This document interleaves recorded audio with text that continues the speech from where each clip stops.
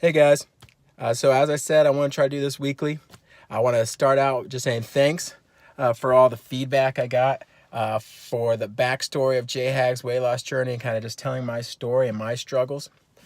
And so I've been trying to think about what do I want to talk about next.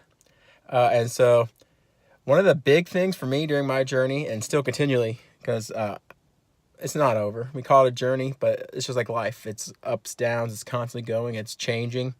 My original journey was to hit 215 pounds. And then I hit that 215 pounds and I went to a dark place in that time, and I went lower. I got under 200 pounds. At about 190, and if you know me, I'm 6'4", 6'5". At that, I didn't like how I looked. So now my journey's kind of changed, because then now I'm at 235. I've been there for about almost a year, so that's 20 pounds more than what my goal weight was, but I'm actually happy with that weight. I like how I look. And ultimately, at the end of the day, that's what's the important part, not a BMI or certain anything like that, is us being happy with us. So something big is accountability. Accountability is huge. It's huge in our walks. It's huge in our health. It's huge in life, and spiritual, mental, physical. Accountability is essential. Even in non-church, we may not even realize how important accountability is. It's one of those things that we always have our friends, a group of friends around to help us stay on track, or to help us motivate, or keep us upbeat, and things like that. And when I started, that's why I love social media. I use Facebook. Facebook was my accountability, because I knew if I went to the LaHaye Student Center at Liberty University, so where I worked at Liberty University, they had free gym for faculty and staff, but you had to go in the morning before the students. Some of the students still went in the morning, but for the most part, a college student's not going before 7 in the morning. And I was already up, so I went. So part of it, was me being a brown nose. I knew that, I'm going to see some directors and some important people there, so I'll get to kind of interact with them and get some FaceTime. But also I enjoyed it because it was accountability. So those guys like the Mark McCormicks, the Dave Fretts, these were people in my office that I looked up to professionally, but also they were in the gym regularly, and, were actually intentionally pouring into my life, because they would say things and mention things like, oh, we didn't see you at the gym this morning, or things like that. So by doing that, they were really investing in me, and it meant a lot.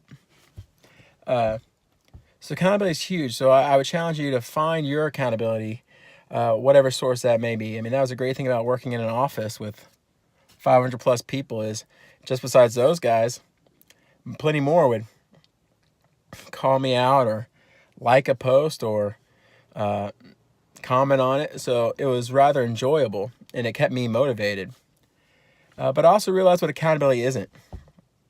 Accountability isn't carrying the other person. It's being there to walk with them.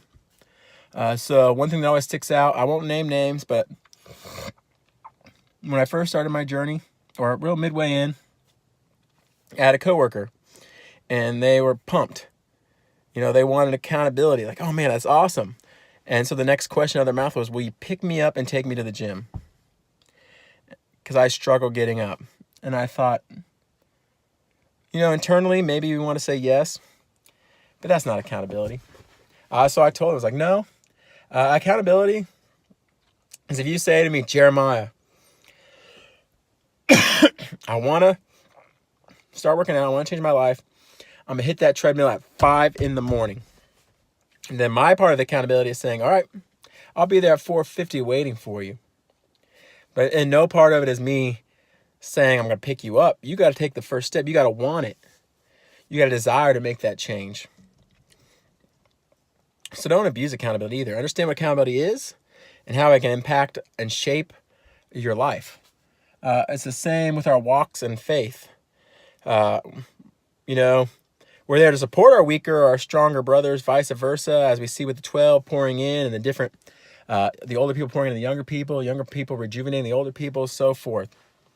But we're not there we can't carry their faith for them. So the same goes across with our weight loss. So that's what I wanted to, this brief 5-10 minutes that I'm going to try to do weekly. That was kind of my 2 cents for that, is accountability. I kind of feel like I've rambled on a little bit, so I hope you follow my train of logic, but I want to challenge you in your walks and your fitness, that you think about who is your accountability group, and how can you also make sure that you're pouring into someone as well, not just taking out. I'll catch you guys later.